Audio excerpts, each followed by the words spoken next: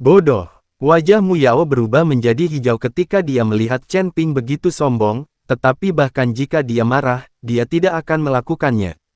Chen Ping sangat tidak bermoral, pasti ada konspirasi. Melihat keraguan-raguan Mu Yao, Chen Ping semakin mengejeknya, kenapa, kamu takut? Bukankah keluargamu kamu sangat hebat? Menurutku mereka semua hanya pengecut. Biar ku beritahu, akulah yang membunuh Mu Kui, putra tertua keluargamu. Saat itu, dia berlutut dan memanggilku kakek. Aku menyelamatkannya. Chen Ping merangsang seluruh keluargamu. Bing Lu dan yang lainnya memandang Chen Ping dan mendengarkan Chen Ping mengejek keluargamu, mereka semua menjadi lebih santai dari suasana tegang tadi. Keluar, Mu Yao mengertakkan gigi dan mengepalkan tinjunya, tapi dia tidak terburu-buru. Namun, dua anggota keluargamu tidak tahan lagi. Kamu anak pemberani, kamu berani mempermalukan keluargamu seperti ini, kamu mencari kematian. Dua tuan keluargamu bergegas menuju Chen Ping. Tapi saat tubuh mereka melompati celah itu, nafas tajam tiba-tiba keluar dari celah itu. Kedua tuan keluargamu langsung dipotong-potong, dan pecahan tubuh mereka jatuh ke dalam celah satu demi satu. Tapi kali ini, ada semburan suara yang datang dari celah tersebut. Chen Ping tercengang, dia tidak menyangka masih ada makhluk yang bertahan di celah itu. Mendengarkan raungan ini, terdengar seperti monster, tapi juga seperti jeritan yang datang dari jurang neraka.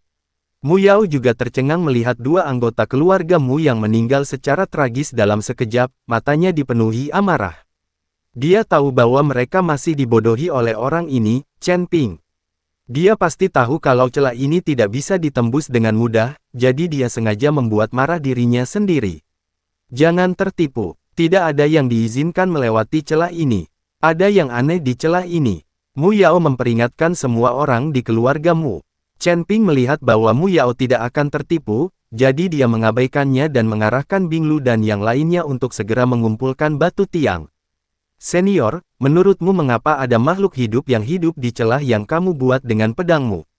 Chen Ping bertanya pada Raja Iblis Ciyun. Bagaimana saya tahu kalau tempat ini sudah ada ribuan tahun, jadi tidak heran kalau ada makhluk lain yang hidup di dalamnya.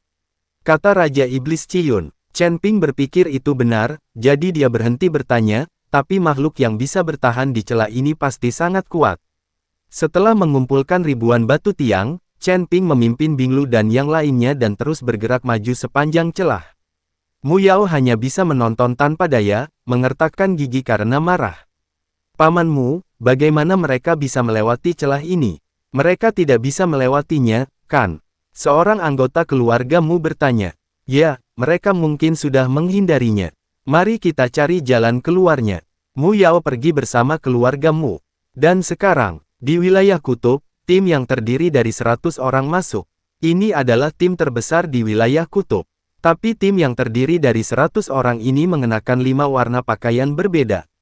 Dari 5 orang yang berjalan di depan, 4 semuanya berada di alam kesengsaraan tingkat 8, sementara yang lainnya jelas memiliki aura yang lebih kuat dan baru saja dipromosikan ke alam kesengsaraan tingkat 9. Orang-orang ini berasal dari 5 sekte besar. Master Sekte Hai, kami telah melakukan perjalanan ribuan mil untuk datang ke sini. Saya harap apa yang Anda katakan itu benar. Konsolidasi. Master Sekte Luo baru saja dipromosikan ke alam kesengsaraan tingkat 9 saat ini, dan statusnya sebagai kepala dari 5 sekte besar bahkan lebih penting. Kata pemimpin Sekte Luo dari Sekte Tian Luo. Setelah mengalami insiden Chen Ping, 5 sekte besar menjadi terasing. Master Sekte Luo juga tahu bahwa Haidafu dan yang lainnya memiliki niat memberontak. Oleh karena itu, saya telah berlatih keras selama periode ini dan tidak pernah meninggalkan 5 sekte utama. Belum lama ini, Master Sekte Luo menerobos ke alam kesengsaraan tingkat 9. Saya sangat senang di dalam hati, jadi saya melonggarkan kewaspadaan saya terhadap Haidafu dan yang lainnya. Bagaimanapun, dia sekarang berada di level yang lebih tinggi dari yang lain. Selama Haidafu dan yang lainnya tidak bodoh, mereka tidak akan melawannya. Saya tidak tahu dari mana orang kaya dari laut ini mendengar bahwa kutub adalah tempat jatuhnya makhluk abadi, dan ada banyak harta karun, jadi dia memikat 5 sekte besar untuk datang. Master Sekte Luo tergoda oleh harta karun itu, dan dengan kekuatannya yang meningkat, dia tidak perlu takut, jadi dia mengikutinya. Master Sekte Luo, bagaimana saya bisa berbohong kepada Anda? 5 sekte besar kami mengirim begitu banyak orang untuk melakukan perjalanan jarak jauh. Jika saya berbohong, bagaimana saya bisa tetap berada di 5 sekte besar di masa depan? Saya sudah lama mendengar bahwa pasukan sekte di daerah terdekat telah tiba di kutub.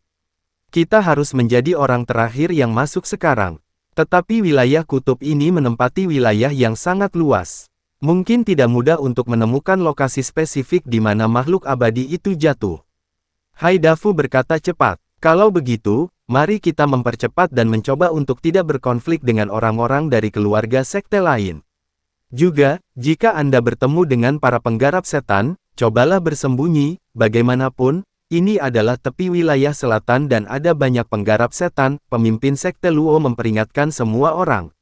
Semua orang mengangguk, mereka di sini untuk berburu harta karun, bukan untuk membunuh orang. Selama tidak ada konflik kepentingan, tidak perlu mengambil tindakan. Master Sekte Luo memimpin, menjelajahi jalan di depan, sementara Haidafu berada di belakang, diikuti oleh Master Sekte Yue dari Sekte Tianyu dan Master Sekte Yang dari Sekte Tianyang, saling bertukar pandang. Setelah melihat ini, Master Sekte Chen dari Sekte Tianchen menundukkan kepalanya perlahan, seolah-olah dia tidak melihatnya, sepertinya Master Sekte Chen juga diancam oleh beberapa orang. Haidafu menipu pemimpin Sekte Luo bukan karena harta karunnya, tetapi karena mereka telah mengambil inisiatif untuk membunuh Sekte Luo. Kemajuan pemimpin Sekte Luo di dunia nyata memberi mereka perasaan krisis yang lebih besar.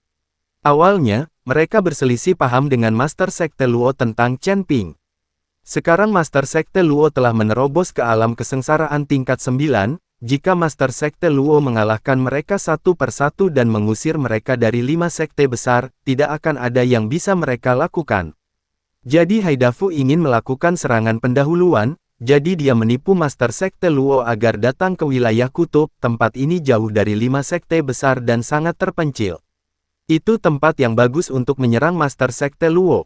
Pemimpin Sekte Chen dari Sekte Tianchen, yang awalnya berdiri bersama pemimpin Sekte Luo, kini memilih untuk tetap diam.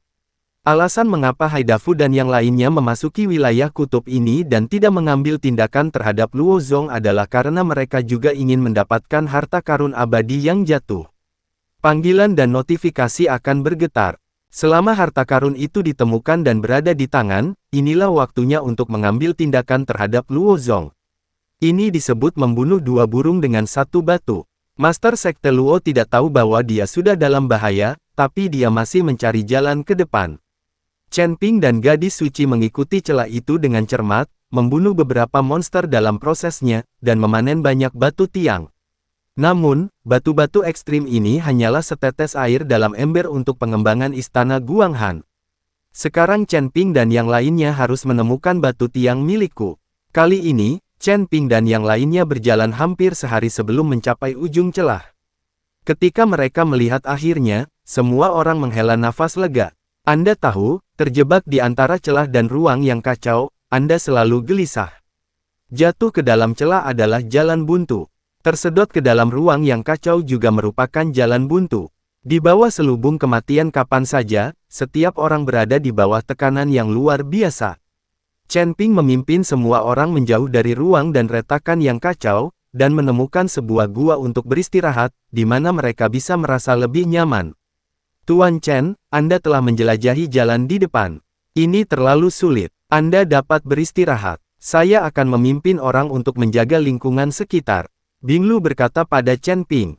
Dalam 2 hari terakhir, Chen Ping memimpin dan itu memang sangat sulit. Kalian sebaiknya istirahat. Aku khawatir jika terjadi sesuatu yang tidak terduga, kalian tidak akan mampu mengatasinya. Chen Ping berkata dengan lugas. Ketika Binglu mendengar ini, dia tidak berkata apa-apa lagi, memang dengan kekuatan dan pengalaman mereka, mereka tidak akan mampu menghadapi keadaan darurat. Selusin orang suci sedang beristirahat di dalam gua. Chen Ping duduk di pintu masuk gua, membiarkan angin dan salju menerpa dirinya. Malam kutub saat ini seperti siang hari, cahaya bulan dipantulkan oleh salju putih, dan cahaya yang dipancarkannya sangat kuat. Chen Ping membubarkan kesadarannya, lalu diam-diam menutup matanya sedikit. Chen Ping tidak berlatih, tetapi terus memikirkan apa yang ada di ruang kacau itu. Serigala salju itu bisa melakukan perjalanan melalui ruang yang kacau, tapi manusia tidak bisa. Tepat ketika Chen Ping sedang berpikir keras, dia tiba-tiba sedikit mengernyit, dan dia menyadari aura familiar yang menjulang. Jika hal ini terjadi, hanya ada satu kemungkinan, yaitu jaraknya terlalu jauh, dan kesadaran spiritual Chen Ping tidak begitu jelas. Chen Ping perlahan berdiri dan berjalan menuju arah datangnya nafas. Dan puluhan mil jauhnya dari gua tempat Chen Ping dan yang lainnya beristirahat, Qi Peijia sedang menekan seorang wanita. Wanita ini adalah Lan Yingying yang meninggalkan Chen Ping dan yang lainnya. Qi Peijia awalnya ingin mencari sumber harta karun di daerah kutub, tetapi setelah lama mencari, dia tidak menemukan apapun. Selain itu, semua orang di sini berasal dari semua sekte besar dan keluarga bangsawan, dan mereka semua berada dalam satu tim, dan dia adalah satu-satunya kultivator biasa. Oleh karena itu, Qi Peijia sangat berhati-hati, setelah memasuki wilayah kutub, dia tidak melakukan kontak apapun dengan biksu lain. Dalam 2 hari terakhir, Qi Peijia tidak mendapatkan apa-apa dan sangat tertekan, tetapi dia tidak menyangka akan bertemu Lan Yingying. Lan Yingying juga seorang manusia, dan dia sangat cantik, yang langsung membuat Qi Peijia memiliki niat jahat. Kekuatan Lan Yingying bukanlah tandingan Qi Peijia. Dia langsung ditembaki oleh Qi Peijia. Kamu binatang buas, lepaskan aku. Saya dari istana Guanghan. Jika kamu berani menyentuhku, Tuan istana kami tidak bisa mengampuni kamu, dasar kultivator iblis. Ambillah. Qi Peijia tidak peduli saat ini, jadi dia melangkah maju dan merobek pakaian Lan Yingying. Lan Yingying berteriak pada Qi Peijia. Lan Yingying benar-benar ingin menangis tanpa air mata. Dia bisa saja mati, tetapi menderita penghinaan seperti ini akan lebih tidak nyaman daripada kematian. Hanya saja sekarang Lan Yingying bahkan tidak bisa mati meskipun dia menginginkannya. Qi Peijia merobek pakaian Lan Yingying, matanya penuh nafsu. Tidak peduli bagaimana Lan Yingying berteriak, siapa yang bisa menyelamatkannya di daerah kutub yang kosong ini. Lan Yingying akhirnya menyerah, dan air mata jatuh dari sudut matanya. Dia menyesalinya. Mengapa pergi? Jika dia tidak pergi sekarang dan masih bersama Chen Ping dan yang lainnya, hal seperti ini tidak akan pernah terjadi. Tepat ketika Lan Yingying hendak ditelanjangi dan Qi Peijia Overlord memaksa membungkuk, sebuah suara bercanda tiba-tiba keluar. Kamu sudah dewasa, bagaimana kamu bisa begitu tidak tahu malu ketika kamu menindas wanita seperti ini? Mendengar suara ini, seluruh tubuh Qi Peijia gemetar dan segera bangkit. Saat dia melihat Chen Ping, wajah Qi Peijia menjadi sangat jelek. Lan Yingying mengambil kesempatan itu untuk bangun dan buru-buru berlari ke belakang Chen Ping. Saat ini, Lan Yingying dalam keadaan acak-acakan, tapi dia tidak peduli dengan citranya, dia juga tidak mengatakan bahwa Chen Ping memanfaatkannya. Qi Peijia memandang Chen Ping, merasakan aura di tubuh Chen Ping, dan seluruh wajahnya pucat. Ketika Chen Ping berada di alam kesengsaraan tingkat kedua, dia bertarung dengannya dan bahkan melukainya.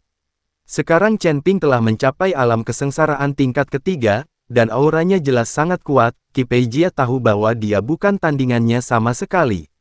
Chen Ping, mengapa kamu ikut campur dalam urusan orang lain? Jika kamu menyukai wanita ini, aku akan memberikannya kepadamu. Biar ku beritahu, aku belum menyentuh wanita ini, dan dia masih gadis besar. Qi Peijia berkata pada Chen Ping. Wajah Lan Yingying memerah saat dia mendengarkan kata-kata Qi Peijia, jika dia bisa mengalahkan Qi Peijia, dia pasti sudah membunuhnya sejak lama. Jika aku menginginkan seorang wanita, aku tidak akan malu sepertimu. Karena kita sudah bertemu satu sama lain hari ini, mari kita akhiri. Pedang pembunuh naga langsung muncul di tangan Chen Ping, dan cahaya dingin membuat seluruh tubuh Qi Peijia gemetar.